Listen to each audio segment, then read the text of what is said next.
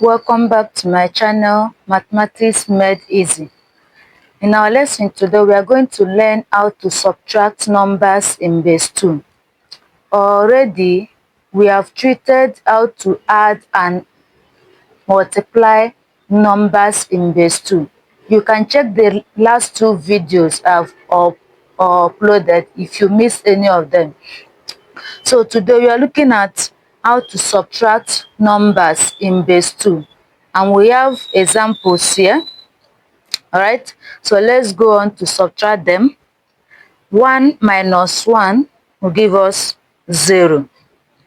0 minus 1, it can go. So we are going to borrow 1 from this one and add to it. So since we are dealing with numbers in base 2, all right, once we borrow 1 from here, we are going to call it 2.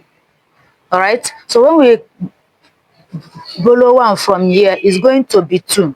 2 minus 1 will give us 1. So here will remain 0. So we'll still borrow 1 from here, call it 2, add there. 2 minus 1 will give us 1. All right, so let's go to the example number 2.